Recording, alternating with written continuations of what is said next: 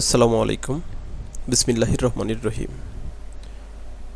আজকে আমরা দেখব কিভাবে একটা সিলেবাস তৈরি করতে হয় এবং সিলেবাসটাকে পেজ সেটআপ করে প্রিন্ট উপযোগী করতে হয়। এই কাজের জন্য প্রথমে আমি একটি এমএস ওয়ার্ডের ফাইল নির্বাচন করতেছি।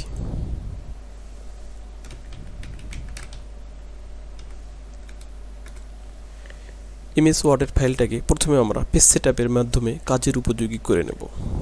সেজন্য আমরা পেজ লেআউট মেনুর পেজ সেটআপ বক্সে প্রবেশ করব। এখান থেকে আমরা একটা A4 সাইজের পেপার নির্বাচন করব। এর মার্জিনগুলো আমরা সব দিকে 0.5 এবং পেজটাকে ল্যান্ডস্কেপ নির্বাচন করে ওকে করব। আমি দেখতে পাচ্ছি একটা A4 সাইজের পেজ আমার সামনে প্রদর্শিত হলো। এই পেজকে আমরা প্রথমে দুইটি কলামে বিভক্ত করব। কলাম মেনু থেকে পেজ লেআউট অপশনের কলাম মেনু থেকে আমরা 2 কলাম নির্বাচন করব। এখানে একটি লক্ষণীয় বিষয়, এই দুইটা কলামের মাঝখানে আমরা যে গ্যাপটা দেখতে পাচ্ছি, এই গ্যাপটা সাধারণত 0.5 নির্ধারণ করা থাকে। সেটাকে আমরা অন্তত 1 ইঞ্চি ডিস্টেন্স করে দেব। সেজন্য আমি প্রবেশ করব কলাম মেনুর মোর কলাম অপশনে। সেখান থেকে এই স্পেসিং এই মেনুটাকে এখানে 0.5 এর জায়গায় 1 করে আমি ওকে করে দিলাম। অর্থাৎ একটা পেজ প্রিন্ট হওয়ার পরে যদি মাঝখানে 1 ইঞ্চি জায়গাটা আমার না থাকে, তখন বাইন্ডিং করতে অসুবিধা হতে পারে। এটা হচ্ছে একটা সাধারণ পেজ সেটআপ। এরপর আমি প্রবেশ করতেছি আমি যে ফাইলটাতে সিলেবাসটাকে সেটআপ করতে চাচ্ছি। আমি এই ফাইলটাকে এই মুহূর্তে সেভ করে বন্ধ করে দিলাম। আমি আগে থেকেই একটি ফাইল তৈরি করে রেখেছি, আমি সেই ফাইলে প্রবেশ করব।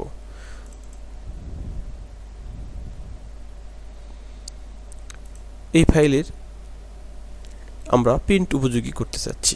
সেজন্য আমি প্রথমেই যেটা বলে আসলাম যে দুইটা কলামের মাঝখানে অন্তত 1 ইঞ্চি গ্যাপ সৃষ্টি করব। সেজন্য আমি চলে যাচ্ছি আবারও সেই পেজ লেআউট মেনুর কলাম অপশনে। এখানে মোর কলাম, এখানে 2 কলাম, স্পেসিং 0.5 এর জায়গায় 1 ওকে করলাম। দেখেন আগের থেকে আমার সেটআপটা কিছু এলোমেলো হয়ে গেছে। এটাকে আমি কাজের উপযোগী করে নেব।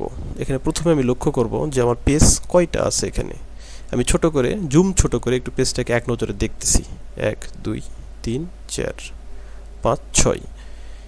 সিলেবাস সেটআপের ক্ষেত্রে আমরা সাধারণত সবসময় জোড় পেজ নির্বাচন করার চেষ্টা করব। অর্থাৎ বিজোড় পেজ হলে সেটআপটা কিন্তু অসুবিধা হয়ে যায়। তবে জোড় পেজের হলে সব দিক থেকেই ভালো হয়। চেষ্টা করব আমরা সবসময় জোড় পেজ নেওয়ার জন্য। জোড় পেজ ছাড়াও হবে, তবে জোড় পেজটা হলে একটু ভালো হয়। সেজন্য আমরা সবসময় চেষ্টা করব যাতে আমরা জোড় পেজ ব্যবহার করতে পারি। তো এই ফাইলটার লাইন স্পেসগুলো অনেক বেশি, সেটাকে আমি প্রথমেই কমিয়ে নিচ্ছি। প্রথমে পেজটাকে আমরা ব্লক করে নেব। ব্লক করার পরে আমরা এখান থেকে লাইন স্পেস অপশনের মাধ্যমে এটাকে আমরা ছোট 1.0 দিয়ে একদম চাপিয়ে নিলাম এবং দেখতেছি এবার কয়টা পেজ হয়। 1 2 3 4, মোটামুটি আমার 4টা পেজে কভার হয়ে যাচ্ছে।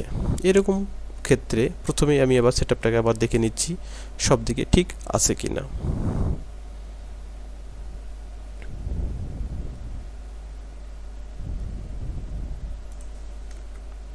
আমরা শেষের দিক থেকে কিছু লেখা পার করে দেব যাতে পেজটা সেটআপটা সুন্দর হয়।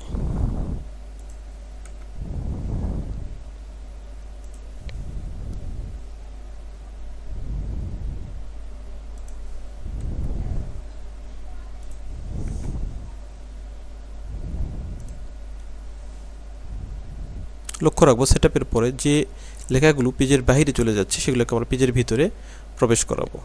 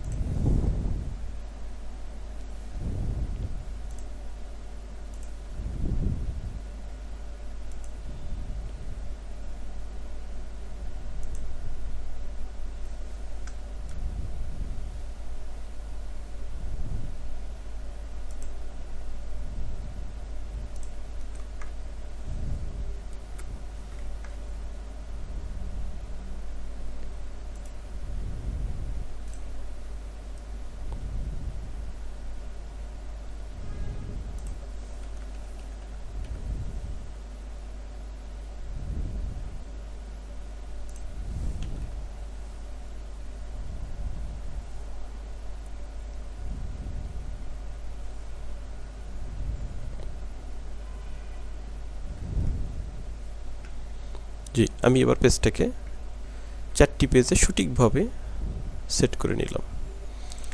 এবারে যে মেন বিষয়টি লক্ষ্য করব যে কিভাবে আমরা এক পাশের অংশ আরেক পাশে বসাবো। এই কাজটি করার জন্য আমি নিজে বোঝার জন্য এখানে একটা পেজ মার্ক করতেছি এবং এটাকে রেড কালার করে রাখতেছি, যাতে আমি বুঝতে পারি যে এখান থেকে আমার পেজের শুরু, এবং এটাকে আমি পেজ নাম্বার করে রাখতেছি, যেটা আমার 1 নাম্বার পেজ, এটা 2 নাম্বার পেজ, এটা আমার 3 নাম্বার পেজ। এটা মনোযোগ সহকারে লক্ষ্য করতে হবে। এটা আমার 4 নাম্বার পেজ এবং রেড কালার করে রাখবো। এটা আমার 5 নাম্বার পেজ।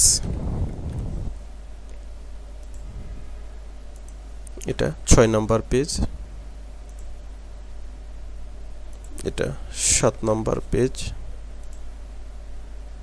এটা 8 নাম্বার পেজ। আমি পরবর্তীতে পেজ নাম্বারগুলো উঠাই দেব। তো প্রথমে আমাকে প্রিন্টের জন্য এই 8 নাম্বার পেজ সবার শেষ থেকে এই পাতাটাকে আমি কাট করে নিলাম। সবার উপরে গিয়ে এই 1 নাম্বার পেজের এখানে এসে এটাকে আমি পেস্ট করলাম। আবারও আমি সবার নিচে চলে যাব। এবার আমি 7 নাম্বার পেজটাকে কাট করব। আবার আমি উপরে চলে যাব।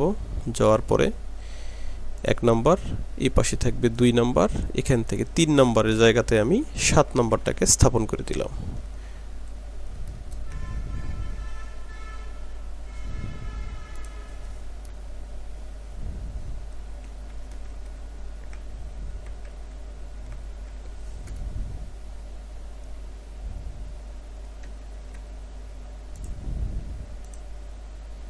আবার আমি শেষে চলে যাব।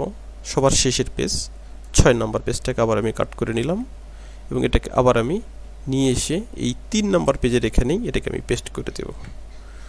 দেওয়ার পরে এই 3 নাম্বারের পেজটাকে পার করে দেব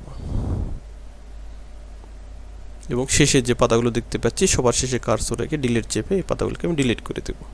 এবার লক্ষণীয় বিষয়, আমার পেজটা কিভাবে সেট হলো আমি লক্ষ্য করতেছি। একটু বড় করে, এখানে থাকবে 1, এই কোণাকুনি নিচে এখানে আসবে 2 এবং এই পাতার এখানে থাকবে শেষে 7, এই কোণাকুনি উপরে থাকবে এখানে 8, অর্থাৎ 1 2 এখানে থাকবে 8, এখানে থাকবে 7। দুইটা পাতা এপিট ওপিট প্রিন্ট হওয়ার সময় এটা ঠিক হয়ে যাবে। যেখানে সেটআপগুলো এলোমেলো হয়ে যাবে সেটাকে আমাদের অবশ্যই ঠিক করে নিতে হবে।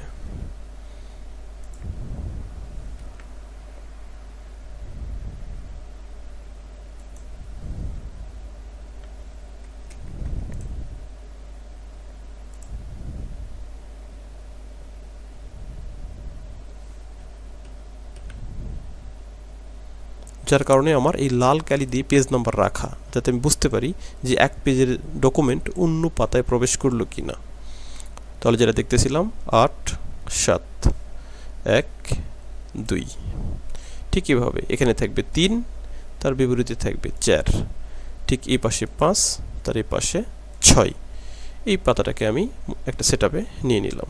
এবার আমরা প্রিন্টের সময় যাতে পেজ নাম্বার পেতে পারি সেজন্য ইনসার্ট মেনু, এখান থেকে আমি টেক্সট বক্স ব্যবহার করে আমি পাতা নাম্বারটাকে সংযুক্ত করে দেব।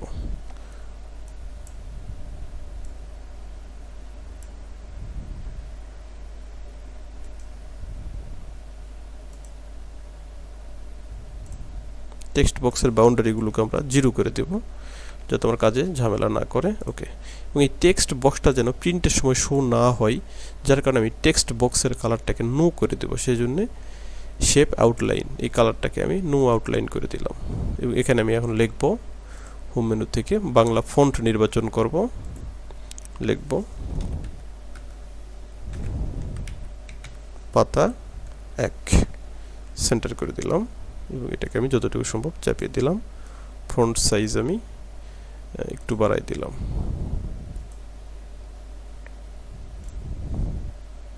পাতা 1।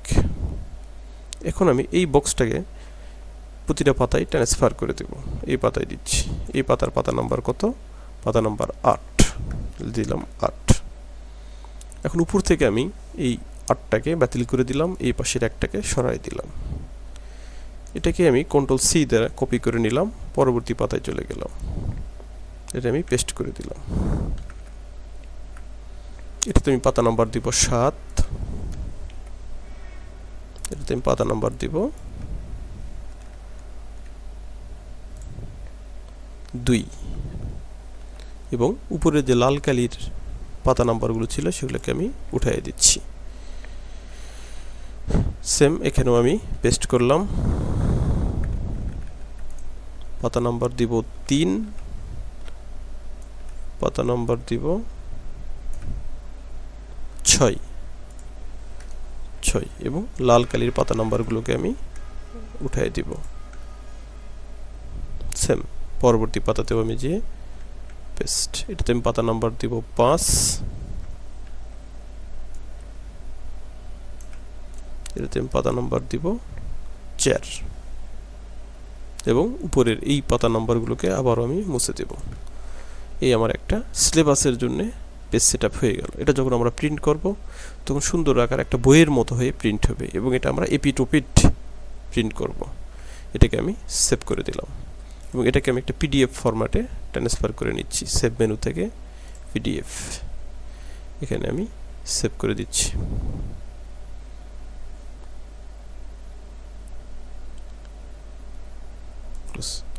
আলহামদুলিল্লাহ, এতটুকুই ছিল আজকে আমাদের সিলেবাস সেটআপের সংক্ষিপ্ত ক্লাস।